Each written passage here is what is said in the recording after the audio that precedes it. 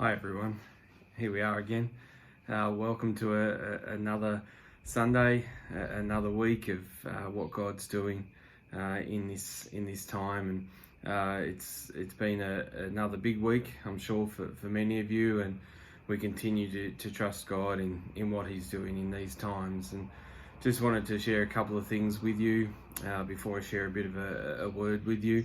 So as of Monday nights, so tomorrow night, we're going to start a prayer time again. We did these last year, and we kicked things off again this year. But now in this current season, we're going to be doing it via Zoom.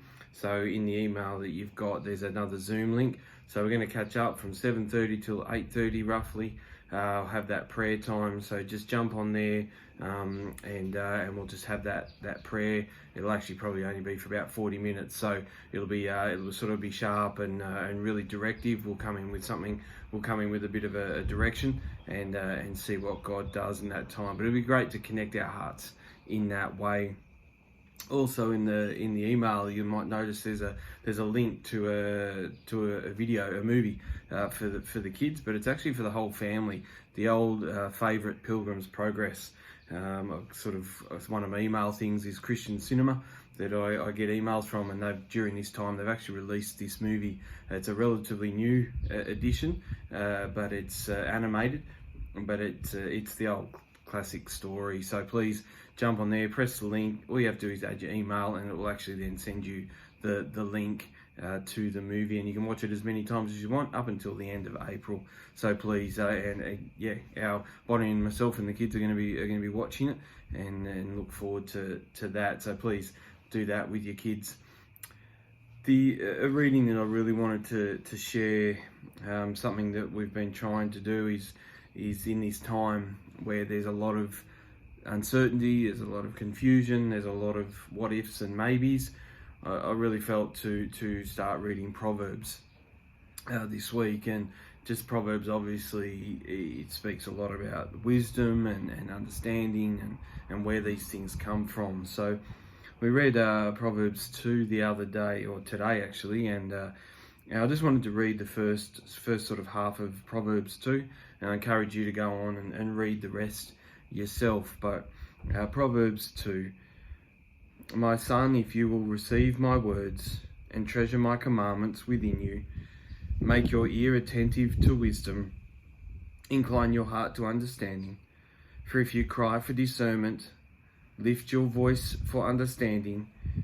If you seek her as silver and search for her as for hidden treasures, then you will discern the fear of the Lord and discover the knowledge of God. For the God who gives wisdom, from his mouth comes knowledge and understanding. He stores up sound wisdom for the upright. He is a shield to those who walk in integrity, guarding the paths of justice, and he preserves the way of his godly ones. Then you will discern righteousness and justice and equity and every good course. For wisdom will enter your heart, and knowledge will be pleasant to your soul. Discretion will guard you, understanding will watch over you. That's up until verse 11, but as I said, just encourage you to read the rest yourself. But I just, when I read that this morning, and it just spoke so much peace into my heart. It just the way that God is in charge in these times. I heard saying the other day again, he is large and he's in charge, and we need to trust him in these times, in uncertainty of work, in uncertainty of what the economy is going to do, uncertainty of the political environment, all these things. God still has it all in his hand. He still has us. He's he's created the stars. He's created this very earth that we live on, the air that we breathe. All these things are in his hand. And if he's that big to create all those things, and then he's also so infinite to be able to create every part of us, the cells, the molecules, everything that go together to create us. Surely he is the one that we want to look to trust in these times. And so I read that word, and I just believed that God is going to give us wisdom. We are his people. We are his sons and daughters. We are the ones that he loves. He loves all people. But it says that when we look to him, when we cry out to him, when we seek his face, he is there to guide us. He's there to protect us with his shield. He's there to give us understanding in our hearts. He's there to pour out his blessings on our lives.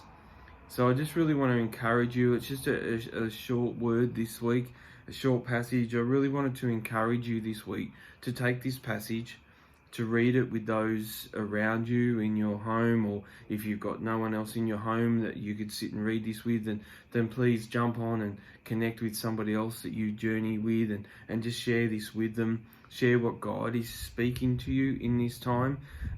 This season's been a great season for me. It's been in some ways it's been a tough season with work, and we've actually been stood down for work temporarily. Just the company's closed for a couple of weeks, and we're not sure what's going to come. But and so I trust God in that scenario.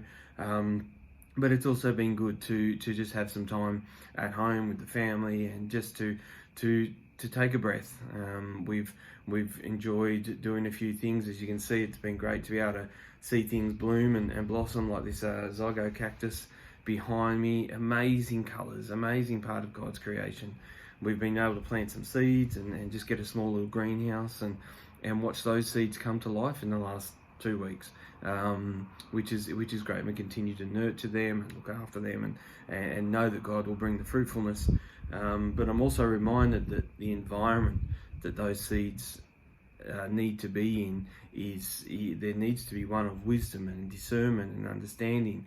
It needs to be the right environment, which God can bring. And so when we're in that right environment, when we're putting ourselves in his hands daily, He will bless us. He will guide us. He will protect us.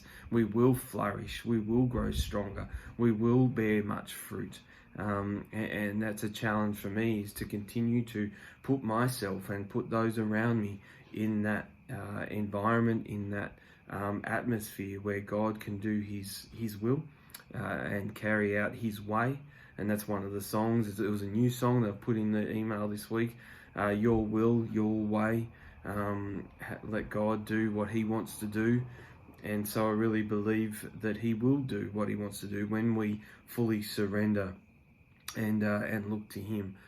So I really want to encourage you with these things. Take the time with the word, take the time with the songs, take the time with the movie to just talk about what God is doing in your life, what he's speaking to you. Please feel free to jump on Facebook, jump on our network sort of things there, and share your heart, share what God's doing, the praise points and the things that the concerns or the things that you're working through and need some prayer for. So please feel free to use those medias to do that, and we look forward to getting together again soon. We're believing that time is coming. It's obviously coming closer and closer, but we believe that time is actually coming sooner, and we can really pray for that. Right now we declare that the doors of the churches will be open again, that people will be able to come, and it won't just be the people that have gathered in the past, but it's actually new people who have been in community, people who have just been connecting in our neighbourhoods. These sorts of things can continue to come back and come together and share hearts again and journey together in a physical connection way. It's great to be able to do it over technology, but it's we look forward to being able to get together again and share with you in that way. So please keep in touch. We send our love to you, and wish you all the best for the coming week. We look forward to hearing what God is doing in each of you, and please keep in touch. God bless you. Bye for now.